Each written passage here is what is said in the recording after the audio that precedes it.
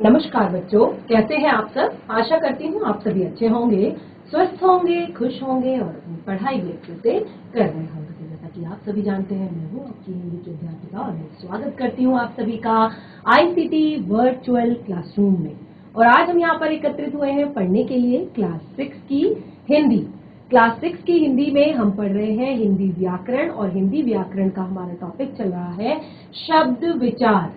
ठीक है, तो शब्द विचार जो हमारा टॉपिक है, इसको हमने अपने लास्ट सेशन यानी कि जो 1 अगस्त को हमारा क्लास 6 का लास्ट सेशन हुआ था, उसमें हमने इसको स्टार्ट कर दिया था।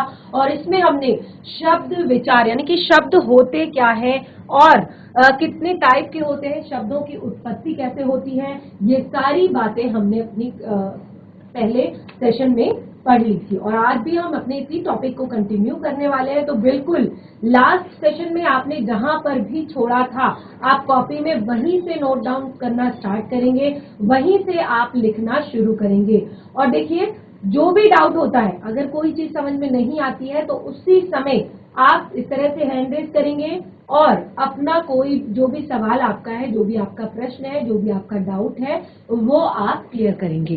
तो अपने सेशन को स्टार्ट करने से पहले हम अपने लास्ट सेशन में जो भी हमने यहाँ पर डिस्कशन किया है उसको एक बार रिवाइज कर लेते हैं, उसके बाद अपने टॉपिक को कंटिन्यू करते हैं।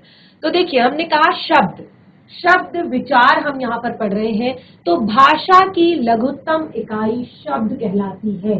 भाषा की लघुत्तम यानी कि सबसे छोटी इकाई शब्द कहलाती है। एक या अनेक वर्ण, एक तो हमने यहां तक कर लिया, शब्द कहलाती है। दूसरा हमने लिखा एक या अनेक वर्णों की स्वतंत्र तथा सार्थक ध्वनि को, एक या अनेक वर्णों की स्वतंत्र तथा सार्थक ध्वनि को शब्द कहते हैं। यानी कि वर्णों का सार्थक मेल, चाहे वो एक से बना हो, चाहे दो से बना हो, चाहे तीन से बना हो, सार्थक मेल। अब ये सार्थक क्या होता है? सार्थक यानी कि जिसका बिल्कुल सही सही अर्थ निकलता हो, सार्थक मेल ही शब्द कहलाते हैं। जैसे हवा, घर, काम आदि। तो ये क्या है? वर्णों का मेल है। वर्ण क्या है ये बिल्कुल क्लियर कर चुके हैं हम आपको अपने पिछले कुछ सेशंस में। ठीक है, वर्ण यानी कि जैसे हमने लिखा है काम, तो क धन, आ धन, म, तो ये क्या बन गया? काम। इसी तरह से घ धन, अ धन, र, तो ये क्या बन गया? घर। तो ये वर्णों का सार्थक मेल, वर्णों का सार्थक मेल शब्द कहलाता है। ठीक है, और ये एग्जाम्पल हमने यहाँ पर बताए थे। उसके बाद हमने कहा शब्द भंडार। शब्द भंडार क्या होता है? तो जब किसी भाषा में प्रयुक्त हो रहे या हो सकने वाले, कि जो प्रयोग हो रहे हैं और हो सकते हैं, उन सभी को उस भाषा का शब्द समूह कहा जाता है। और देखिए, हमने यहाँ पर एक और चीज बताई थी कि सभ्यता विकास के साथ साथ, जैसे जैसे सभ्यता का विकास होता है, जैसे जैसे टाइम आगे बढ़ता है, ऐसे ऐसे भाषा में से कुछ शब्द हटते हैं और कुछ शब्द जुड़ते हैं। ठीक है, तो सबसे एक मैंने यहाँ पर एक लिखा है शब्द कंप्यूटर। ठीक है, तो कंप्यूटर शब्द पहले के समय में कोई नहीं जानता था। जब तक कंप्यूटर का आविष्कार ही नहीं हुआ था, तो कंप्यूटर शब्द को कोई कैसे जानेगा। लेकिन जब कंप्यूटर का आविष्कार हो गया, कंप्यूटर लोगों में सामान्य रूप से प्रचलित हो गया, तो अब उसका नाम भी कॉमन हो गया, कंप्यूटर। ठीक है, तो इसी तरह से क्या होता है कि जो भाषा का शब्द भंडार होता है, इसमें शब्द घटते और बढ़ते रहते हैं। कुछ शब्द जिनका यूज समाप्त हो जाता है, जिनका यूज खत्म हो जाता है, उन वो भाषा में से हटते जाते हैं, और जिनका यूज आता है, जो नए विकास में जो चीजें आती हैं, उनका यूज, उनका उपयोग बढ़ता जाता है। ठीक है, ये हमने अपने पिछले लास्ट सेशन में पढ़ा था। उसके बाद हमने कहा शब्दों का वर्गीकरण। शब्दों का वर्गीकरण, तो शब्दों का वर्गीकरण हमने 4 प्रकार से यहाँ पर किया। अलग अलग 4 तरीके से हमने यहाँ पर शब्दों का वर्गीकरण किया। कैसे कैसे आप देख सकते हैं। सबसे पहले अर्थ की दृष्टि से एकार्थी, अनेकार्थी, पर्यायवाची और विलोम शब्द। एकार्थी, अनेकार्थी, पर्यायवाची तथा विलोम शब्द। उसके बाद सामान्य शब्द, तकनीकी शब्द, अर्ध तकनीकी शब्द। उसके बाद स्रोत की दृष्टि से, स्रोत यानी कि उत्पत्ति भी कह सकते हैं, उत्पत्ति की दृष्टि से शब्दों को 3 भागों में, यहाँ पर 4 भागों में बांटा।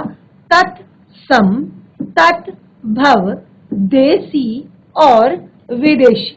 ये हमने अपने लास्ट सेशन में क्लियर कर दिया था। और उसके बाद आते हैं नंबर 4, रचना की दृष्टि से। रचना की दृष्टि से रूढ़ शब्द, यौगिक शब्द, योग रूढ़ शब्द सभी को परिभाषित किया था जब हमारा लास्ट सेशन हुआ था इस टॉपिक का। तो किसी भी बच्चे को सबसे पहले तो हैंड रेस करेंगे जिसने इससे पहले का जो हिंदी का हमारा सेशन था उसको अटेंड किया था, इससे जुड़ा हुआ। किन किन बच्चों ने इस शब्द विचार का जो हमारा टॉपिक है उसको पहले पढ़ा था, जो हमारा लास्ट सेशन हुआ था 1 अगस्त का, उस टाइम पे किस किसने इसको टॉपिक को पढ़ा था? हाथ खड़ा करेंगे जो भी उस टाइम पे क्लास में अवेलेबल था। Very good. त्योनोली खाल, सकनोली खाल, सकनोली खाल के बच्चे अवेलेबल थे उस टाइम पे। यस, तो आपने पढ़ा है। ईआईसी दियार तोली, क्या बच्चों आपको मेरी आवाज आ रही है? अगर आ रही है तो इस तरह से हैंड रेज करेंगे। यस, सभी को मेरी आवाज बिल्कुल क्लियर आ रही है। तो क्या आप समझ पा रहे हैं कि हम यहाँ पर क्या पढ़ रहे हैं? कोई भी एक बच्चा। Good morning ma'am. Very good morning बच्चा, वेरी गुड मॉर्निंग। आप पिछले लास्ट सेशन में जब हमने क्लास पढ़ी थी शब्द विचार पर, ये सेशन हमने पढ़ा था, तो क्या तब आप क्लास में उपस्थित थे? Yes ma'am.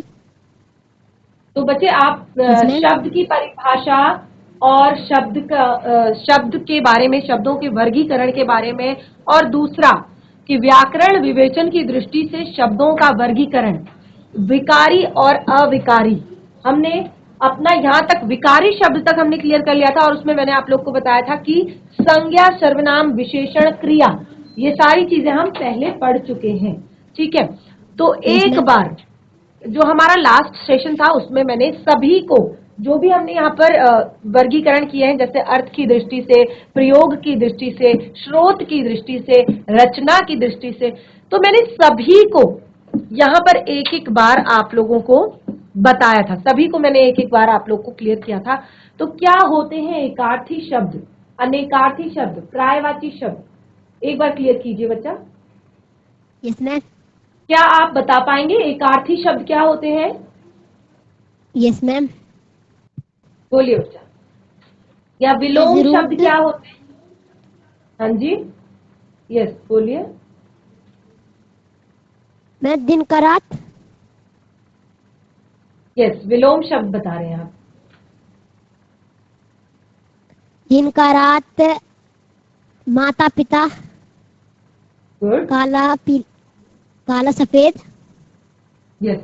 और हमने कहा एकार्थी इधर और का उधर। अनेकार्थी शब्द। हाँ, एकार्थी और अनेकार्थी शब्द। एकार्थी शब्द क्या होते हैं? कुछ क्लियर हो रहा है आपको नाम से? मैंने हर बार कहा है कि रटने की जरूरत बिल्कुल भी नहीं है, कभी भी उसके नाम से समझने की कोशिश कीजिए। एकार्थी शब्द, एकार्थी शब्द जिनका केवल एक अर्थ निकलता है उसे एकार्थी शब्द कहते हैं। अनेकार्थी शब्द जिनके एक से अधिक अर्थ निकलते हैं उन्हें अनेकार्थी शब्द कहते हैं। पर्यायवाची शब्द, Yes, एक ma'am. जैसे अर्थ बताने वाले शब्दों को पर्यायवाची शब्द कहते हैं। विलोम शब्द, विपरीत अर्थ बताने वाले शब्दों को विलोम शब्द कहते हैं। ठीक है, क्लियर हुआ? कोई और बच्चा? अगर आप चाहते हैं सबकी परिभाषा आपको लिखाई जाए तो वो भी आपको लिखा दूंगी मैं। कोई और बच्चा आपकी क्लास से? मैं कहती हूँ कि क्लास में डरने की जरूरत नहीं है, बिल्कुल घबराने की जरूरत नहीं है। आप अपने टीचर्स से भी तो अपने डाउट्स क्लियर करते हैं, अपने टीचर्स को भी तो अपनी प्रॉब्लम्स शेयर करते हैं। कि सर हमें ये बता दीजिए, मैम हमें ये बता दीजिए, ये समझ नहीं आ रहा है ना। तो यहाँ पे भी 10 बार पूछिए। यहाँ पे फर्क इतना है कि केवल आपको माइक लेके पूछना है, बाकी सब कुछ वही है, ठीक है। तो बिल्कुल भी ऐसे नहीं करेंगे कि एक ने माइक ले लिया, दूसरे को पकड़ाया, फिर तीसरे को पकड़ाया, ठीक है। तो एकार्थ अर्थ की दृष्टि से 4 प्रकार के होते हैं, एकार्थी, अनेकार्थी, प्रायवाची और विलोम। नाम से क्लियर हो रहा है, एकार्थी एक अर्थ, अनेकार्थी एक से अधिक अर्थ, प्रायवाची एक जैसे अर्थ, विलोम विपरीत अर्थ। विलोम यानी कि उल्टा, तो उल्टा अर्थ जिसका होगा उसको विलोम कहेंगे। प्रायवाची यानी कि एक जैसा अर्थ जिसका निकलेगा सब शब्दों का, उनको प्रायवाची कहेंगे। जैसे कोई भी प्रायवाची शब्द, कौन बताएगा? कमल का प्रायवाची, फूल का प्रायवाची। चलिए हैंड रेज कीजिए जिसको कमल या फूल का प्रायवाची आता है, एक या दो प्रायवाची शब्द। DIC दियार तोली, यस यस बच्चे, good morning ma'am. Very good morning बच्चा। क्या होता है कमल का प्रायवाची? मैम पंकज। वेरी गुड, पंकज। मैम जलज। जलज, यस। फूल का प्रायवाची क्या होता है? मैम पुष्प और कुसुम। Very good very good. पुष्प, कुसुम, ठीक है, बहुत अच्छी, वेरी गुड। मैम सुमन। यस गुड, सुमन, बहुत अच्छी। तो अर्थ की दृष्टि से शब्द आपको पता चल गए हैं, ठीक है। अब ये एकार्थी शब्द और अनेकार्थी शब्द में अगर आपको कंफ्यूजन हो रहा है, डाउट हो रहा है, तो इसको हम एक अलग टॉपिक के रूप में भी पढ़ेंगे, एक अलग टॉपिक की तरह पढ़ेंगे। वैसे आगे हमारे ये टॉपिक में सारी चीजें आने वाली हैं, ठीक है। उसके बाद हमारा आता है यहाँ पे प्रयोग की दृष्टि से। तो प्रयोग की दृष्टि से 3 तरह के होते हैं, सामान्य शब्द, तकनीकी शब्द, अर्ध तकनीकी शब्द। तो इसको हम ज्यादा अभी यहाँ पर आपके साथ डिस्कस नहीं करेंगे, क्योंकि अभी आप छोटे हैं और आपको इतना अभी नहीं समझ आएगा। इतिहास या स्रोत या उत्पत्ति की दृष्टि से, ये भी मैंने आप लोगों को लास्ट सेशन में क्लियर किया था, तत्सम और तत्भव शब्द, तत्सम और तत्भव। तो आप कभी भी कोई भी चीज होता है उसको रटना नहीं है कि मैम ने बता दिया हाँ तत्सम तत्भव, तो रटना नहीं, नाम को, नाम का जो अर्थ है उसको समझना है, उसके बाद समझने का प्रयास करना है। तत्सम, तत् का अर्थ होता है उसके और सम का अर्थ होता है समान, उसके समान। तो हमारी हिंदी भाषा में ज्यादातर शब्द आए हैं संस्कृत से, यानी कि हमारी एक तरह से हमारी हिंदी भाषा की जो उत्पत्ति हुई है वो संस्कृत भाषा से हुई है। तो जब हम संस्कृत भाषा के शब्दों को एज इट इज बिल्कुल वैसे ही हिंदी में प्रयोग करते हैं तो उनको कहा जाता है तत्सम, यानी कि बिल्कुल उसी के समान, ठीक है, उसको कहा जाता है तत्सम। और जब हम तत्भव, उससे उत्पन्न, ठीक है, तत्भव, अगला शब्द है तत्भव। तत्भव उससे उत्पन्न, जो संस्कृत भाषा से उत्पन्न हुए हैं उनको कहते हैं तत्भव। एग्जाम्पल, सर्प शब्द लेती हूं मैं, सर्प संस्कृत का शब्द है, हिंदी में भी ऐसे ही प्रयोग किया जाता है, तो इसको कहते हैं तत्सम। सांप संस्कृत से हिंदी में उत्पन्न हुआ है, संस्कृत से उत्पन्न हुआ है सांप, तो सर्प शब्द है तत्सम और सांप शब्द है तत्भव, उससे उत्पन्न हुआ, ठीक है। ऐसे ही बहुत सारे शब्द हैं, दुग्ध, दूध, ठीक है।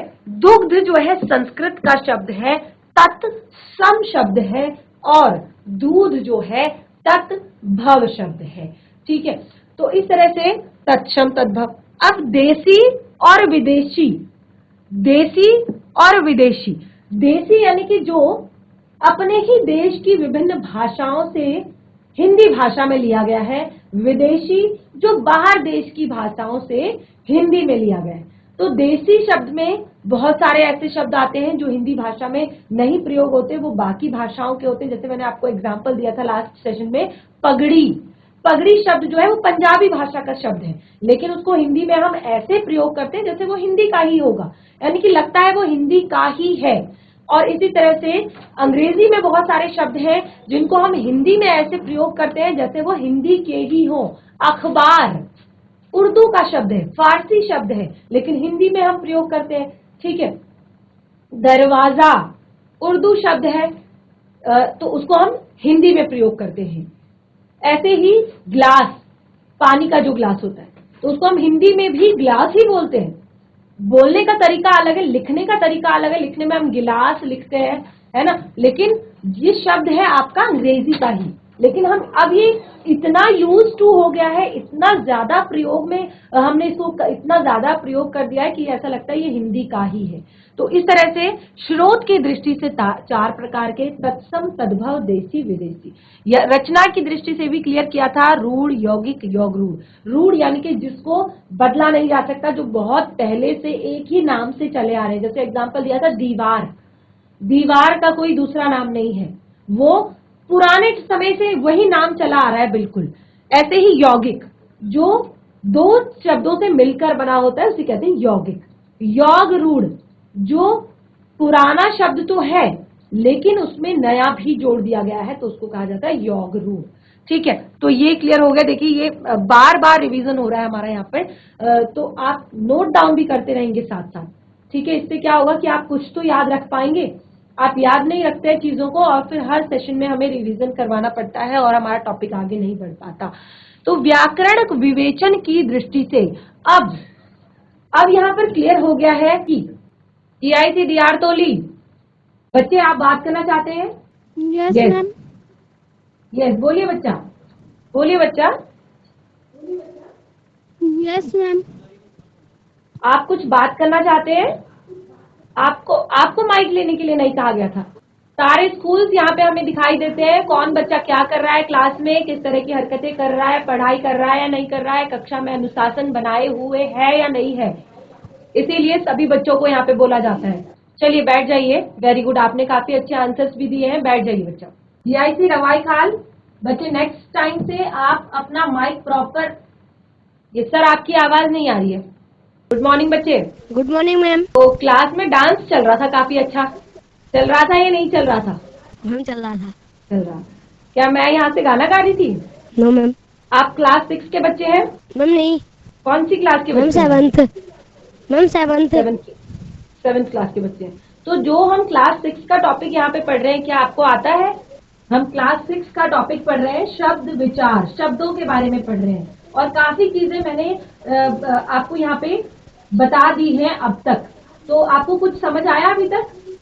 शब्द की परिभाषा, शब्दों का वर्गीकरण, शब्दों के प्रकार, कुछ बता सकते हैं आप? देखिए, मैं आपको ना तो अभी यहाँ पे डांट रही हूँ, ना आपको कुछ कह रही हूँ, लेकिन बच्चे आप जब कैमरे के सामने होते हैं, जब आप टीवी के सामने होते हैं, तो आप अकेले यहाँ पे नहीं होते। पूरे 500 स्कूल्स और बहुत सारे बच्चे यहाँ पे होते हैं। ठीक है, तो आपको क्लास में अनुशासन बनाए रखना है। बहुत अच्छी बात है कि अगर अभी क्लास चल रही है और आप बैठे हैं, तो उस टाइम को यूज कीजिए। जो भी आपको पढ़ाया जा रहा है, अरे मैंने तो क्लास 6 पास कर ली है, अब मुझे पढ़ के क्या करना है, मैं तो 7th में हूँ। लेकिन ये टॉपिक 7th में भी है और 7th में मैंने आप लोग को पढ़ाया भी है। ठीक है, क्योंकि हिंदी व्याकरण आपकी कभी भी खत्म नहीं होती है। ऐसी चीज नहीं है कि आपने चैप्टर अपना पढ़ लिया और याद कर लिया और एग्जाम दे दिया। ठीक है, तो आपको क्लास में सबसे पहले तो अनुशासन बनाए रखना है। ठीक है, आप लोग को मेरी आवाज आ रही है? Yes ma'am.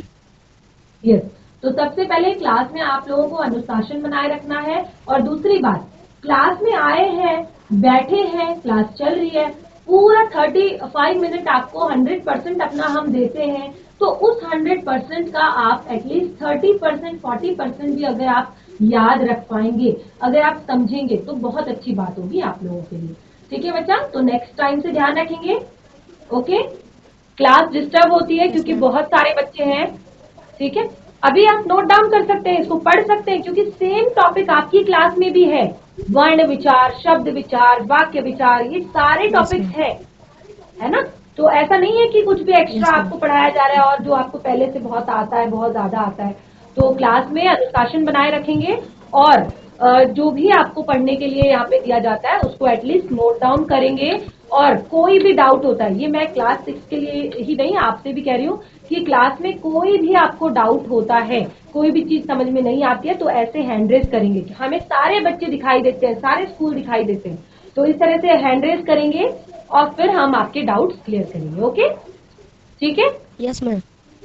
चलिए बैठ जाइए। कंटिन्यू करते हैं हम अपने टॉपिक को। तो अभी तक हमने शब्दों का वर्गीकरण किया, अभी तक हमने शब्दों का वर्गीकरण किया और अब हम व्याकरणिक विवेचन की दृष्टि से, यानी कि व्याकरण में कैसे इन शब्दों को समझा जाता है, ठीक है, व्याकरण के नजरिए से इन शब्दों को कैसे देखा जाता है, उसके हिसाब से हम पढ़ रहे हैं। तो व्याकरणिक विवेचन की दृष्टि से शब्दों का वर्गीकरण दो भागों में बांटा गया है। कौन कौन से दो भागों में बांटा गया है? विकारी और अविकारी। अब ये क्या होते हैं विकारी शब्द, क्या होते हैं अविकारी शब्द, क्या होते हैं विकारी शब्द, क्या होते हैं अविकारी शब्द? विकारी यानी कि जिनमें विकार आ जाए, विकार यानी कि परिवर्तन, विकार यानी कि परिवर्तन, ठीक है, जिनमें परिवर्तन आ जाए, जो चेंज हो जाए, किसके आधार पे? लिंग के आधार पे, वचन के आधार पे, काल के आधार पे, ठीक है, जिनमें चेंज आ जाए। जैसे संज्ञा शब्द है, ठीक है, हमने यहाँ पे लिखा हुआ संज्ञा शब्द, संज्ञा शब्द है, सर्वनाम शब्द है, विशेषण शब्द है, क्रिया शब्द है। तो ये शब्द क्या होते हैं? परिवर्तित हो जाते हैं, चेंज हो जाते हैं वचन के आधार। अगर लड़की, ठीक है, लड़की शब्द लिखा हुआ है, ठीक है, और इसको अगर हमने बहुवचन करना है तो हम लिखेंगे लड़कियां। क्या लिखेंगे? लड़कियां। तो चेंज हो गया संज्ञा शब्द। इसी तरह से वह, वे, ठीक है, इसी तरह से उस, उसे या उन्हें, ठीक है, तो ये शब्द क्या हो जाते हैं? चेंज। ऐसे ही विशेषण की अगर मैं बात करूं, विशेषण अगर मैं कहूं सीता अच्छी लड़की है, ठीक है, तो ऐसे ही लड़के के लिए अगर कहीं पे आएगा, पुल्लिंग के लिए कहीं पे आएगा, तो वहां पे आएगा अच्छा लड़का है, ठीक है, तो विशेषण भी चेंज हो जाता है, क्रिया भी परिवर्तित हो जाती है। कैसे? मोहन लिख रहा है, मोहन लिख रहा है, इसी तरह से गीता लिख रही है, ठीक है, मोहन लिख रहा है, गीता लिख रही है। तो संज्ञा भी चेंज होती है, सर्वनाम भी चेंज होते हैं, विशेषण भी चेंज होते हैं, क्रिया भी चेंज होती है, यानी कि जिनमें परिवर्तन आ जाता है, जिनमें विकार उत्पन्न हो जाता है, जो अपने आप को परिस्थिति के अनुसार बदल लेते हैं, यानी कि वचन के अनुसार बदल लेते हैं, एक वचन या बहुवचन, ठीक है, लिंग के अनुसार बदल देते हैं, स्त्रीलिंग या पुल्लिंग, काल के अनुसार बदल देते हैं, वर्तमान काल या भविष्य काल, ठीक है, तो उसे कहते हैं हम विकारी शब्द, यानी कि इनमें विकार उत्पन्न आ जाता है। और ये सारे शब्द हम पढ़ चुके हैं, संज्ञा हम पढ़ चुके हैं, सर्वनाम हम पढ़ चुके हैं, विशेषण हम पढ़ चुके हैं, क्रिया हम पढ़ चुके हैं। क्लियर है सभी को ये सारे चारों टॉपिक? चारों टॉपिक क्लियर है सभी को? हाथ खड़ा करेंगे इस तरह से अगर क्लियर है तो। इन चारों में भी अगर कोई डाउट है, संज्ञा समझ में नहीं आ रही है, सर्वनाम समझ में नहीं आ रहे हैं, क्रिया समझ में नहीं आ रही है, या विशेषण समझ में नहीं आ रहे हैं, तो आप अपने डाउट्स क्लियर कर सकते हैं। क्लियर है सभी को? वेरी गुड, क्योंकि ये चारों टॉपिक हम पढ़ चुके हैं अपनी क्लास 6 में, ठीक है, अभी तक। अब हमारा जो नेक्स्ट होगा वो होगा अविकारी। अविकारी यानी कि जिसमें कोई भी परिवर्तन नहीं आता, जिसमें कोई भी विकार नहीं आता, ना तो लिंग के आधार पे, ना ही वचन के आधार पे, ना ही काल के आधार पे। ठीक है, वहां पे अगर किसी भी परिस्थिति में वो हमेशा एक वचन रहेगा और किसी भी परिस्थिति में उसका जो लिंग है वो परिवर्तित नहीं होगा। ठीक है, तो इसको कहते हैं हम अविकारी शब्द। तो इसमें 4 टॉपिक आते हैं आपके और नेक्स्ट सेशन से हम इन्हें क्लियर करने वाले हैं। तो देखिए, आज हमने जो कुछ भी पढ़ा है इसको घर पर जरूर रिवाइज करें, क्योंकि टॉपिक 2 बार रिवाइज हो चुका है। नेक्स्ट टाइम बिल्कुल भी रिवाइज नहीं किया जाएगा। नेक्स्ट टाइम केवल आगे हम अपने टॉपिक को कंटिन्यू करेंगे। तो जितना भी पढ़ा है इसको घर पर रिवाइज करें और इस पर ज्यादा से ज्यादा एग्जाम्पल लिखने की कोशिश करें। तो आज का सेशन हमारा यहीं पे समाप्त होता है। हम मिलेंगे अपने नेक्स्ट सेशन में। तब तक के लिए धन्यवाद। आपका दिन शुभ हो।